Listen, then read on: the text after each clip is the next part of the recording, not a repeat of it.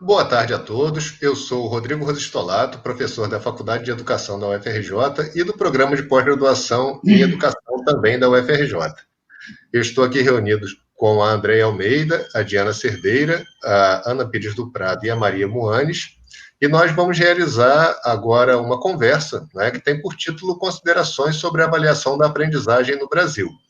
Eu vou passar a palavra imediatamente para a Ana Pires do Prado, que vai apresentar as nossas duas convidadas externas e já realizar a primeira pergunta.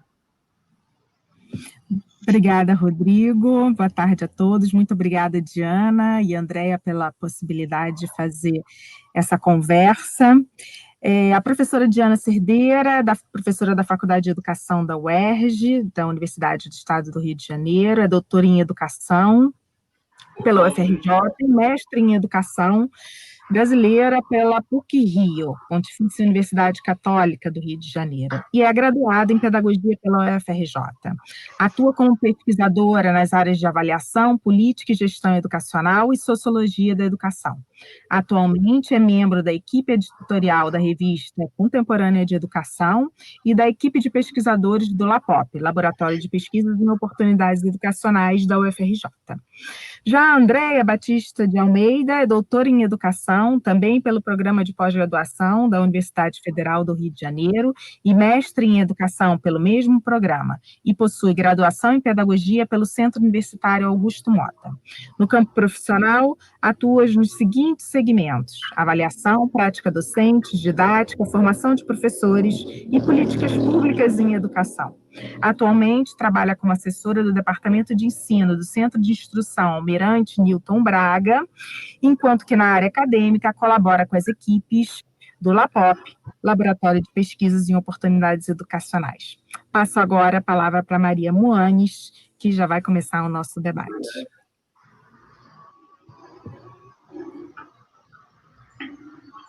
Microfone, Maria.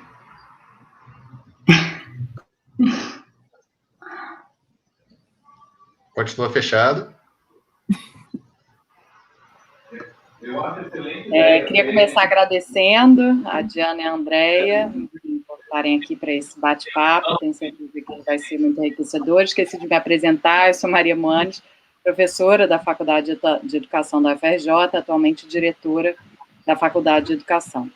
E acho que a gente podia começar com a primeira pergunta, que é, né, nesse debate referente à avaliação, que é para a Andréia, quais são as diferenças entre a avaliação somativa e formativa? Bom, boa tarde. Eu queria primeiramente agradecer o convite. Essa experiência, né, trabalhar com avaliação é sempre uma coisa assim que é muito questionada, né? Enfim. Mas indo direto ao ponto, né, a gente falar de avaliação não é só assim a gente fazer as diferenças e tal, mas é pensar a avaliação como uma ação pedagógica, como tudo que acontece dentro de sala de aula, né? Ela é mais uma ação pedagógica. E ela, nesse sentido, ela só vai fazer sentido, né, como ação pedagógica, se ela der um retorno, né? Se ela fizer sentido para o aluno, se ela fizer sentido para o professor, ou seja, ela vai dar um retorno quanto à aprendizagem desse aluno. O retorno para o professor, para ele saber se a sua prática está ajudando o aluno a aprender, se o aluno está conseguindo aprender aquele conteúdo, se desenvolver, né, naquilo que são os objetivos traçados no início do período letivo, enfim. E se a gente for pensar na diferença entre as duas, eu queria marcar dois aspectos, né? Assim, seriam para mim as principais diferenças, que seria a finalidade da avaliação e o momento em que ela ocorre. Então, assim, pensando em finalidade, essa avaliação somativa, ela geralmente não, ela ocorre no final de um período, né? Um bimestre, um semestre, um ano, enfim, e ela tem por finalidade certificar a aprendizagem daquele aluno. Geralmente, o que acontece com a avaliação somativa, que você aplicou uma prova ou fez um trabalho, enfim, fez diversas avaliações, e aí você certifica aquele aluno, geralmente para reter ele naquela série, né? Ou você avançar com ele de série. Isso é muito característico da avaliação somativa. A formativa, por outro lado, ela já ocorre ao longo de todo o processo, né? Então, assim, você vai acompanhando o aluno durante a aprendizagem dele, durante as aulas, enfim.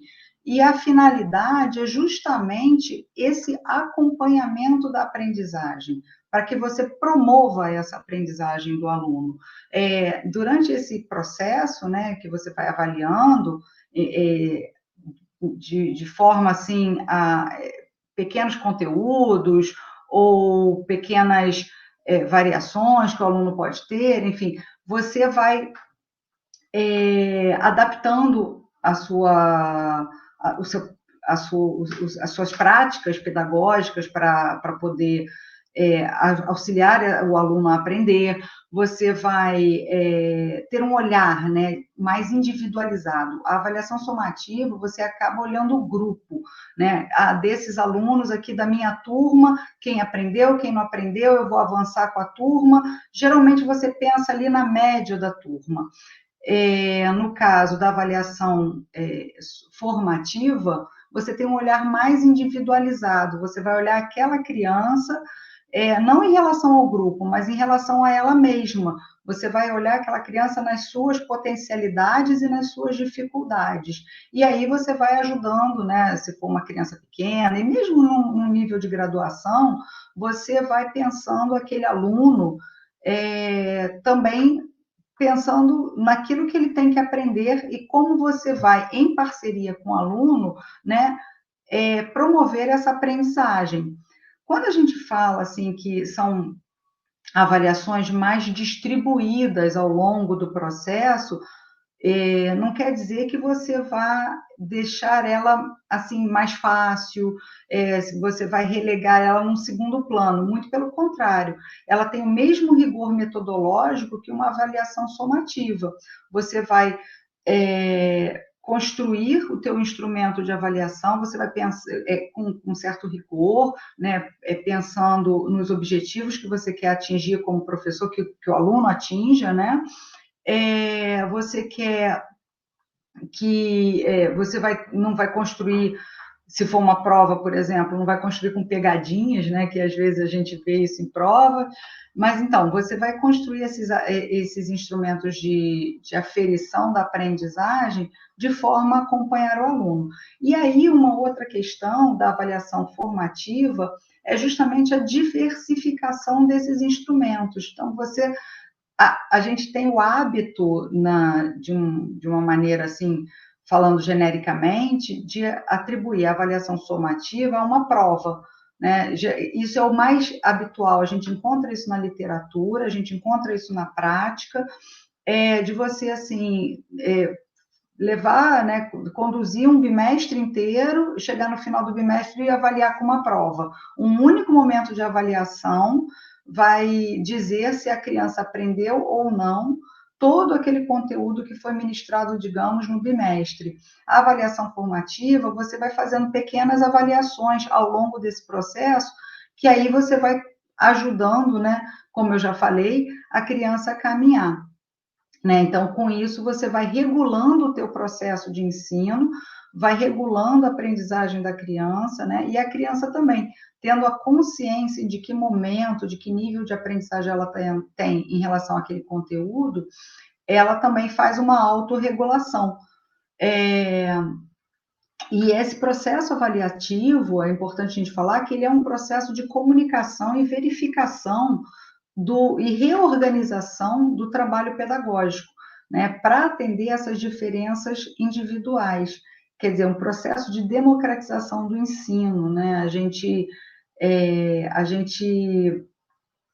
ter esse olhar individualizado, é uma forma de inclusão também dessa criança. A avaliação acaba tendo um modo de incluir a criança na escola, de forma que ela aprenda melhor, e aí ela não chega até um ponto de evasão. É importante a gente também pensar que o professor ali está também sofrendo uma pressão, né, seja da escola, seja da rede, uma pressão para que ele cumpra o currículo. Então, muitas vezes, a gente ouve, né, de professores, relatos de professores, e também a gente lê isso em diversos artigos, que você tem um conteúdo, né, que tem que ser cumprido, né, um conteúdo curricular que tem que ser cumprido em um determinado tempo, e com isso não dá para você ficar indo e voltando, né, tentando resgatar aquela criança que não está acompanhando. Então, assim, essa pressão, ela existe, cumprir o currículo é muito importante, porém, a gente não pode deixar nenhuma criança para trás, né? Então, assim, a avaliação formativa, ela vai te ajudar justamente a fazer essa inclusão, esse acompanhamento, e aí a gente também tem relatos na literatura, e com isso você promove a aprendizagem da criança. Ou do adulto também, né, se for o caso. Obrigada, Andréia. E a gente queria saber também o que a literatura acadêmica, né, tanto nacional como internacional, ela tem a dizer sobre os resultados efetivos de ambos formatos. E aí, justamente, da avaliação somativa e formativa. Não sei se é a Diana que vai responder essa questão. Bom, então, complementando o que a Andréia falou, né, eu acho que ela foi perfeita nas suas colocações e na forma como ela definiu, né, as diferenças entre somativa e formativa. Tem alguns autores que chamam a avaliação somativa de avaliação das aprendizagens. E a avaliação formativa seria a avaliação para as aprendizagens. Então, tem uma diferença, mas essas avaliações se complementam, né? Então, queria só voltar um pouquinho, antes de falar dos resultados de pesquisa mais atuais, né? Eu acho que vale a pena situar quando que essas avaliações foram criadas, né? Elas datam por volta da década de 60, né, onde surge esses conceitos de avaliação formativa e somativa, mas antes disso já se teorizava sobre avaliação, né? Já se pesquisava sobre avaliação. Então, o que se falava de avaliação, né, antes disso? Do século XX para trás, né, que a gente chama de uma era aí da pedagogia tradicional, a avaliação ela era sinônimo de medida. Então, se acreditava que com a avaliação era capaz de medir aquilo que o aluno aprendeu, né? Como se fosse possível entrar na cabeça de um aluno para saber exatamente o que ele aprendeu e o que ele não aprendeu, né? Então, essa ideia de medida bem vinda das ciências naturais, das ciências exatas mesmo, né? E uma outra associação muito forte desse período, né, mais tradicional, é a ideia de que a aprendizagem, ela meio que se confundia com memorização, né? O bom aluno era aquele que tinha uma boa capacidade de memorizar, né? E aí, nessa época, né, o aluno, ele era visto como o único responsável pela sua aprendizagem, né? Então, o professor ia lá, falava o conteúdo, né, avaliava, e se o aluno não fosse bem nessa avaliação, ele era considerado o único responsável por esse fracasso escolar.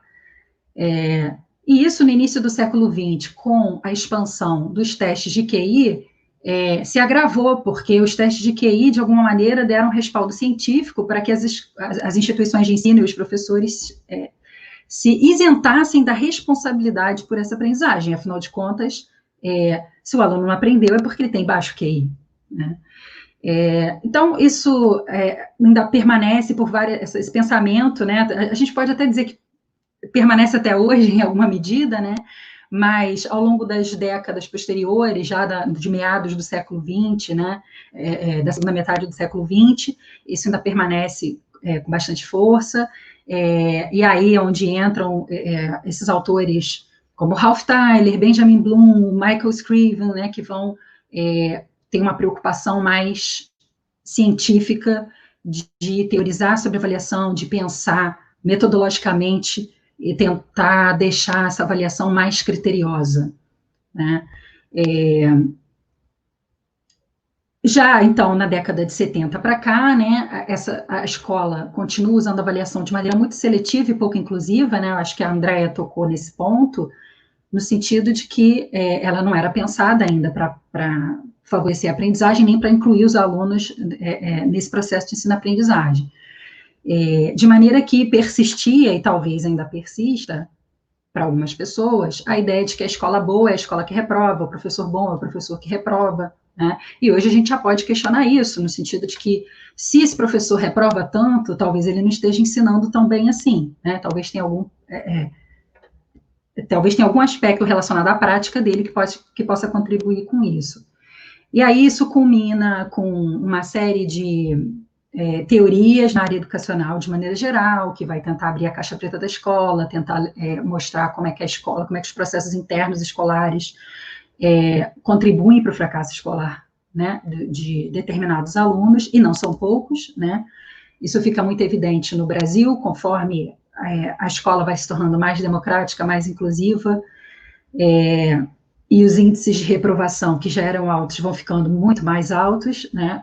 É muito evidente e muito incômodo a quantidade de crianças que reprovam. Então, assim, não dá mais para dizer que essas crianças, esses adolescentes não têm capacidade de aprender, ou que todos eles, ou que a maioria deles tem baixo QI, por isso não aprendem.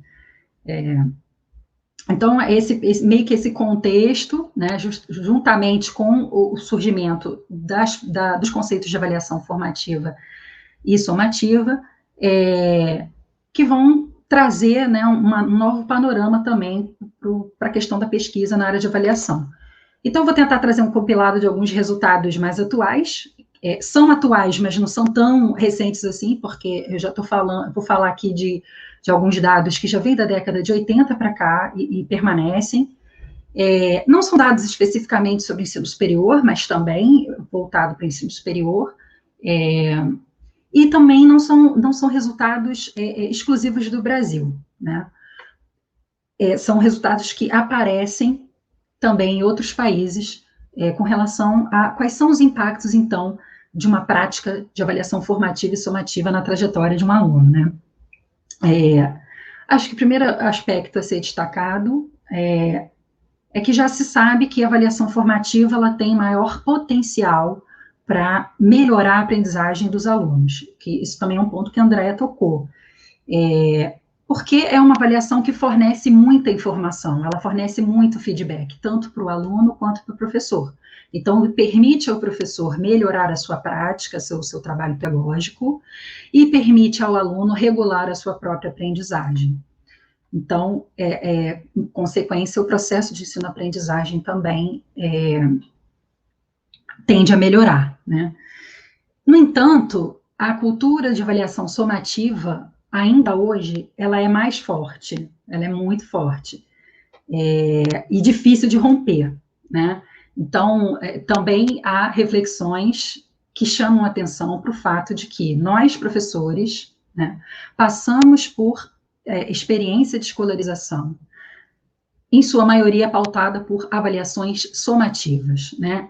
E aí, essa experiência, ela é muito forte, de maneira que nós tendemos a reproduzir isso com os nossos alunos, né? Nós estamos acostumados com o modelo de avaliação, e aí, com nós vamos avaliar, a gente tende a reproduzir esse modelo, né? E aí é um dado de pesquisa que chama muita atenção para a importância da formação de professores, que é onde a gente vai aprender outras possibilidades de avaliação.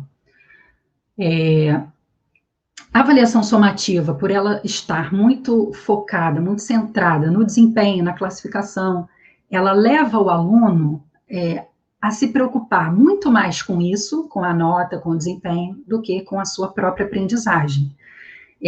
De maneira que, se nós tivéssemos uma cultura voltada para a aprendizagem, o bom desempenho, a boa classificação seria uma consequência, né? Eu queria chamar a atenção também para para uns dados de pesquisa de 2 britânicos, da década de 90 ainda, mas que persistem, onde eles, a partir de uma revisão de outras pesquisas também, eles vão falar que alunos que frequentam aulas onde a avaliação formativa é predominante, eles aprendem mais e melhor se comparados com alunos que frequentam aulas onde a avaliação formativa predomina, tá? Nesse âmbito, os alunos com alguma dificuldade específica de aprendizagem, eles se beneficiam mais também do modelo da avaliação formativa, até porque é uma avaliação voltada para as aprendizagens, né? E, embora às vezes, a gente tende a achar que a avaliação somativa, ela prepara melhor o aluno para o mundo, no sentido de que, por ela ter esse foco, né, na classificação, no desempenho, na nota, a gente às vezes acha que ela é um treino mais eficaz para fazer um vestibular, para fazer um concurso, né? E, no entanto, esses britânicos também encontraram que alunos que frequentemente estão submetidos a avaliações formativas, eles têm um desempenho melhor em avaliações externas, como se a gente for pensar no ensino superior, o ENAD, por exemplo, né? Esses alunos teriam um desempenho melhor no ENAD ou qualquer outra avaliação externa do que aqueles que estão frequentemente submetidos a avaliações somativas. Um outro aspecto que eu quero ressaltar é a questão da dimensão técnica, né, da elaboração dessas avaliações, que também tem uma linha grande de investigação nesse sentido, o que eu quero dizer com isso? Independente se a avaliação é formativa ou somativa, se ela estiver mal elaborada, mal construída, ela vai gerar informações equivocadas sobre a aprendizagem do aluno, o professor vai estabelecer um diagnóstico equivocado com base nessas informações e vai tomar decisões com base num diagnóstico equivocado. E aí isso é muito grave, porque isso pode comprometer a trajetória de um aluno, né? Eu posso achar que o aluno aprendeu, ele não aprendeu, ou o contrário, eu posso achar que ele... enfim. Por quê? Porque a avaliação está me dando uma informação equivocada, tá? Então, é uma discussão também bastante importante nesse sentido.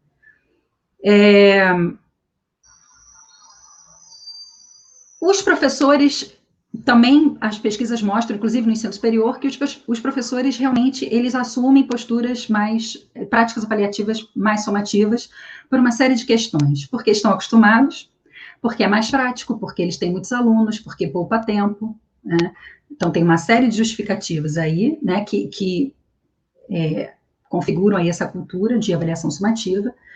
E, por fim, eu acho que vale a pena destacar que, especialmente no Brasil, há uma resistência grande com relação à avaliação, né? Então, tem professores que acham que a avaliação não é pedagógica, né, e encaram isso como uma imposição, um instrumento meramente burocrático que eles são obrigados a usar para avaliar os alunos. Muito obrigado, Diana. Eu tenho uma questão agora que é para Diana e Andréia, vão responder em conjunto, e a pergunta é a seguinte: é possível encontrar um equilíbrio entre avaliação formativa e somativa em uma disciplina de graduação? E aí, na sequência, né, seria como caminhar para esse equilíbrio, caso ele exista. Sim, é possível esse equilíbrio. Tem um autor que tanto eu quanto a Andréia gostamos muito, que é o Domingos Fernandes. Ele é professor titular da Universidade de Lisboa e já estuda as teorias sobre avaliação há muitos anos, né? E para ele, esse equilíbrio é uma necessidade, na verdade. Ele acha que a avaliação somativa e formativa, elas se complementam, né? E aí, ele, baseado também na sua revisão de literatura, ele propõe um modelo de avaliação que ele chama de avaliação formativa alternativa, que eu vou falar rapidamente, mas é meio que um resumo do que seria uma avaliação formativa que a Andréia meio que já apresentou, né? Então, é uma avaliação que tem foco no professor e no aluno, ela precisa ser frequente, né, na medida do possível, para gerar feedbacks frequentes, de maneira que tanto o professor possa mudar a sua prática, reformular a sua prática se necessário, e que o aluno possa tomar consciência da sua aprendizagem e possa regular essa aprendizagem, né? Para isso, é necessário uma boa relação professor-aluno, e é necessário que o aluno participe do processo de ensino-aprendizagem. Então, uma aula extremamente tradicional, onde o professor entra, enche o quadro de conteúdo, fala sozinho, aplica uma avaliação e pouco retorno dá sobre essa avaliação, não é um contexto favorável para a aprendizagem do aluno, né? E aí, então, considerando, né, uma avaliação formativa alternativa, sendo possível conciliá-la com a somativa, que ele chama de uma avaliação híbrida, né? Como então fazer isso, né? Existem algumas estratégias possíveis para fazer isso, e algumas a gente já falou aqui algumas vezes. A frequência de avaliação, não adianta você avaliar só ao final de um processo, todo o conteúdo, você precisa ter uma certa frequência. A gente também tem uma cultura de dar mais peso para uma avaliação especificamente, e normalmente é essa do final do ciclo, ou do bimestre, ou do semestre. Por que não dar o mesmo peso a todas as avaliações, né? Por que você vai descartar as avaliações do processo e vai considerar que a do final é a mais importante? Não comparar o aluno com outros alunos, e sim com ele mesmo, de maneira que, né, o aluno entenda como ele chegou, como ele se desenvolveu e como ele está saindo daquela disciplina. E aí, dessa maneira, é possível o professor ter uma noção do progresso individual do aluno, né? E aí tem uma natureza longitudinal essa avaliação, mas, ao mesmo tempo, ter uma visão global da aprendizagem desse aluno e da turma também, né? E volto a falar, ter uma preocupação com a elaboração e com a correção dessas avaliações que o professor está trabalhando, né? Essa correção é justa? Essa elaboração dessa avaliação é justa? Ou está favorecendo alguns alunos em detrimento de outros, né? Se a perspectiva é a de inclusão, então é preciso pensar nessas questões, afinal de contas, o professor vai tomar decisões sobre a vida do aluno com base nessas informações.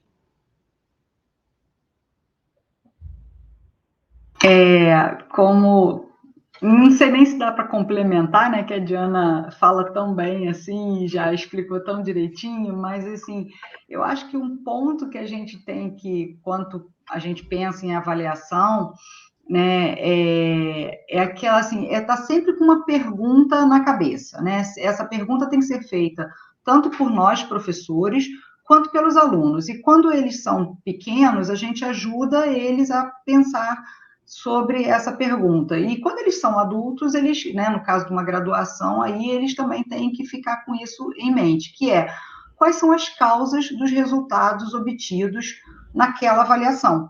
Então, assim, por que eu tive êxito naquela avaliação proposta ou eu não tive êxito na avaliação proposta? Então, assim, o problema eu não entendi, digamos, se eu como aluno, né, eu não estudei, eu não prestei atenção na aula, eu não entendi do jeito que o professor estava explicando, será que se ele explicasse de uma outra maneira eu conseguiria entender, né? E a gente como professor também, assim, por que o meu aluno ou o meu grupo de alunos não obteve êxito naquela avaliação proposta também, né? Então a gente começa a se perguntar, será que é a minha estratégia de ensino? Será que eu estou conseguindo me fazer entender pelos alunos? Enfim, então essa pergunta, né, do tipo, o que aquela avaliação, como a Diana já falou, né, o que aquela avaliação proposta, ela está me dizendo, né, assim, ela tem que dizer alguma coisa, tanto para o professor quanto para o aluno, que é justamente esse resultado dela, né, se ela foi bem, aí partindo do princípio de que ela foi bem construída, de que eu tive, né, aquele rigor metodológico que a gente tem falado aqui, né, nessa live. Então, assim, o que essa avaliação está dizendo? Então, realmente eu acredito nesse equilíbrio, conforme a Diana falou, a gente também não acredita só pela nossa experiência, né? A gente tem todo um arcabouço teórico de pesquisadores que vem falando, vem demonstrando que alunos que têm o seu, né, são acompanhados, né, ao longo do processo, eles tendem a aprender mais e melhor. Então, assim, então esse equilíbrio realmente ele é possível.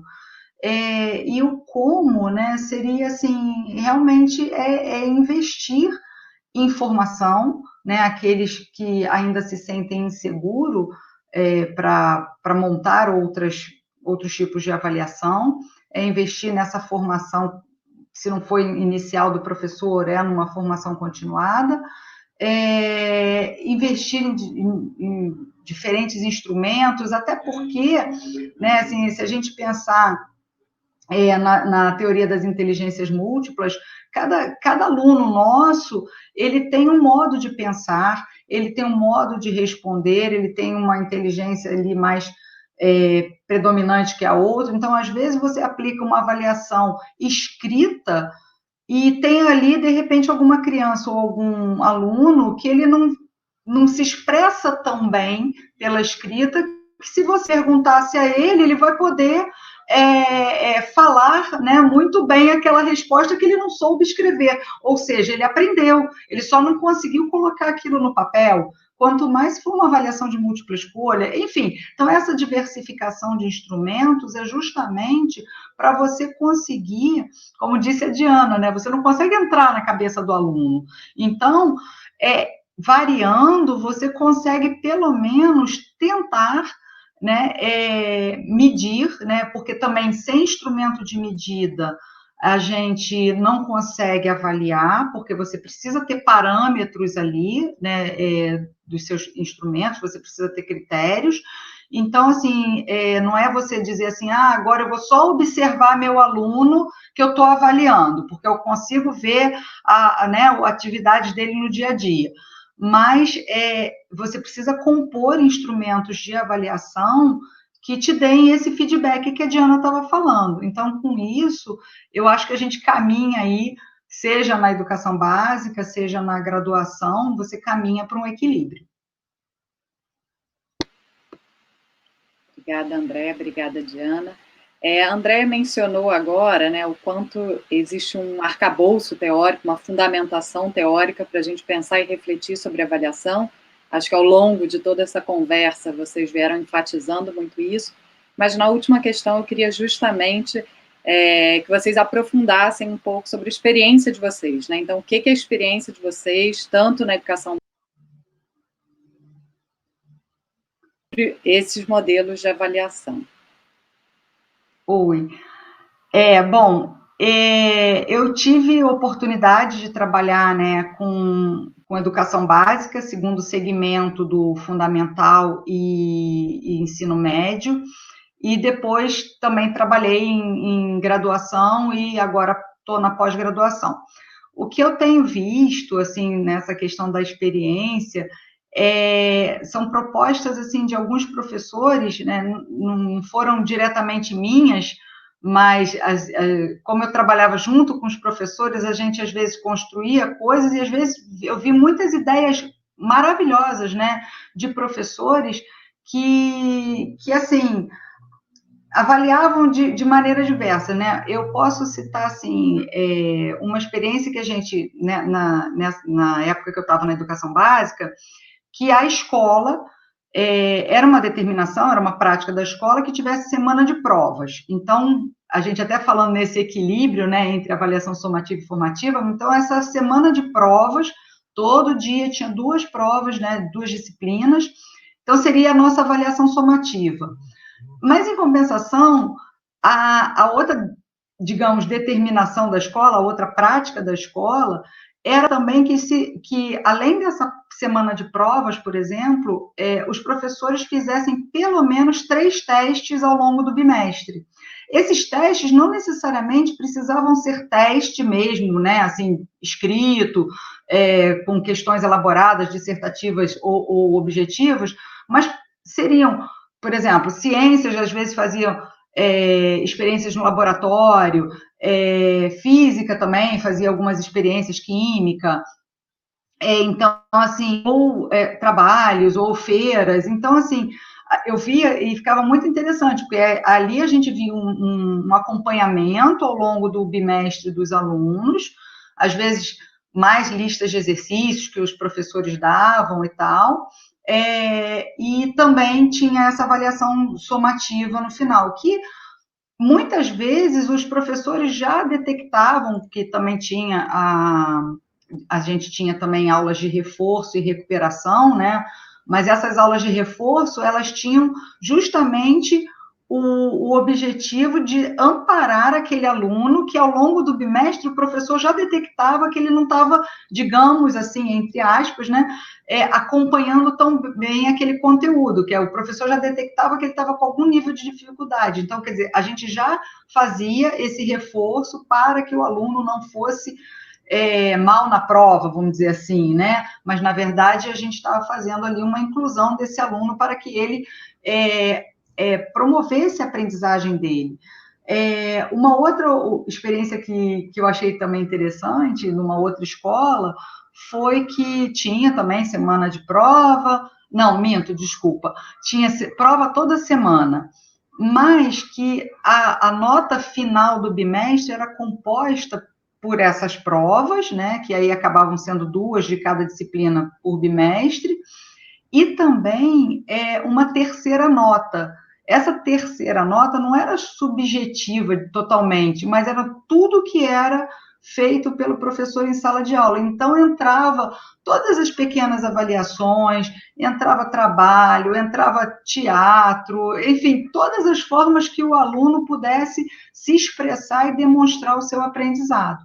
No caso do ensino superior, eu já vi também, né, assim, a questão de trabalhos, de testes, de exercícios, de simpósios. Então, quer dizer, você pode também fazer esses vários instrumentos, né, utilizar esses vários instrumentos de forma a demonstrar que o aluno aprende.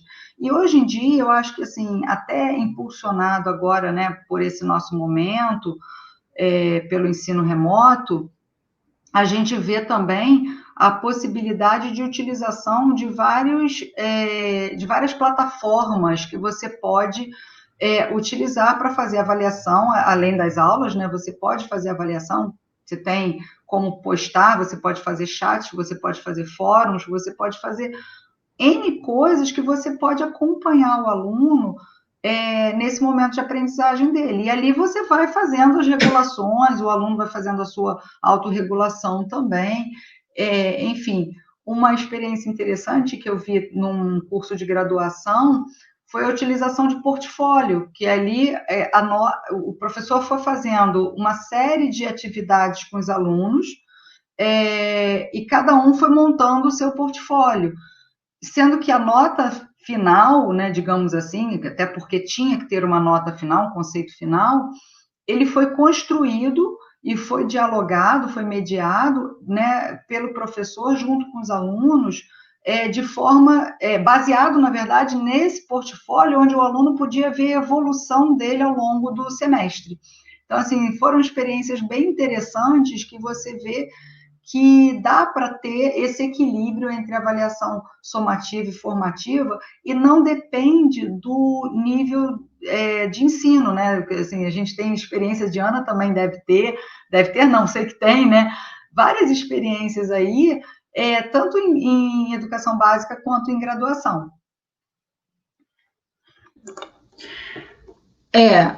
Só complementando o que a Andréa vem falando, né? Eu acho que essa coisa da diversificação do instrumento é muito importante, porque quando o professor ele adota a postura de só dou prova, só dou seminário, ele sempre vai favorecer os mesmos alunos e desfavorecer os mesmos, né? Aqueles que se dão bem em prova, né? Eles sempre vão ser favorecidos, né? Aqueles que são mais extrovertidos, que falam bem, né? Eles vão adorar um seminário, mas outros podem se sentir prejudicados. Então, é importante essa diversificação, né? Pela minha experiência como professora de ensino superior, da disciplina de avaliação, eu vejo que os alunos chegam muito com as suas concepções muito restritas à avaliação somativa, né? Eles associam muito a avaliação com julgamento, com medo, e acham até que a avaliação prejudica eles, né? Alguns até acham que a avaliação não deveria existir, né? E aí é todo um trabalho para tentar convencê-lo de que a avaliação é um instrumento pedagógico, né? E é importante para a aprendizagem, né? Mas, de maneira geral, é isso, né? Uma cultura de avaliação somativa muito forte, pelas experiências que eles trazem. Depois, né, eles vão para estágio e aí contam também o que está acontecendo em termos de avaliação no estágio que eles estão fazendo, né? E aí eu percebo também uma cultura nossa de avaliação somativa muito ligado à lógica de concurso, que é uma lógica excludente, não é uma lógica de aprendizagem, de inclusão, né? Por exemplo, as questões com pegadinha, que a Andréia já mencionou, né? Para que um professor faz questão com pegadinha? O que ele quer com essa questão? Ele quer avaliar se o aluno é esperto para perceber a pegadinha, ou ele quer avaliar de fato que o aluno aprendeu ou não?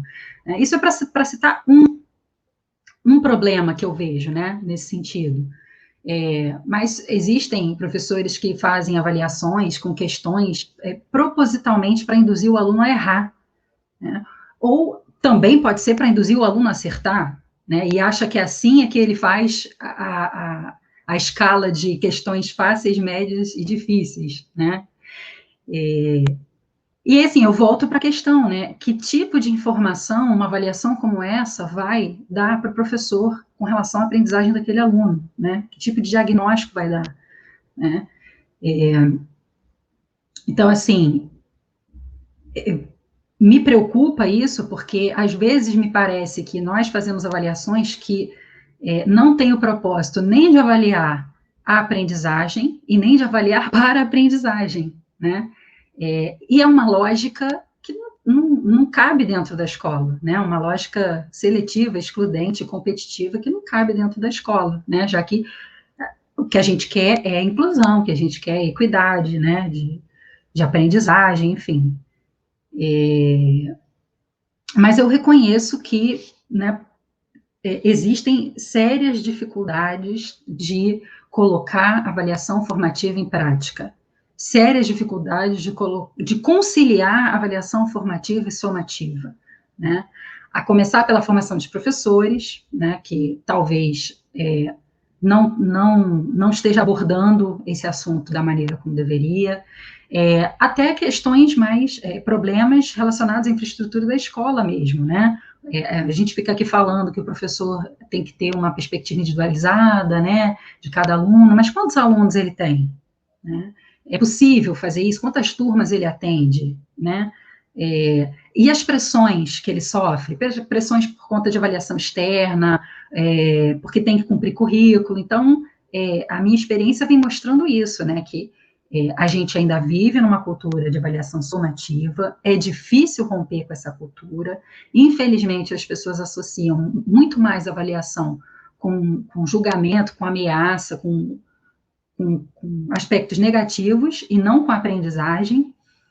E é isso, assim, é difícil romper com isso, né? Porque nós temos problemas de todas as ordens, né, no cenário educacional brasileiro.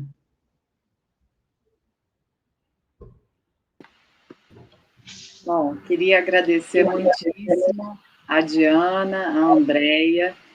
Foi, enfim, uma conversa muito enriquecedora para a gente. Acho que todos nós estamos pensando muito, né, sobre as avaliações. Acho que a avaliação é sempre um momento de muita reflexão. Então, queria agradecer muito a vocês, passar a palavra para a Ana. Obrigada, Maria. Obrigada, Maria. Obrigada, Diana e Andréia, por essa conversa sobre avaliação, um tema muito importante, não só para a educação básica, mas também para o ensino superior. Eu acho que vocês também trouxeram ingredientes importantes para nós pensarmos a formação de professores. Muito obrigada, foi ótima essa nossa conversa. Rodrigo? Bom, também quero agradecer a Diana e a Andréia pela disponibilidade, né, de estarem aqui conosco nesse momento, discutindo a avaliação da aprendizagem. Realmente queria também salientar o quão complementares foram as falas de vocês, tanto em termos teóricos quanto com relação a esse debate de educação básica e ensino superior. Eu entendo que ficou muito claro que não há necessariamente uma oposição direta em termos de avaliação quando se pensa em educação básica e ensino superior.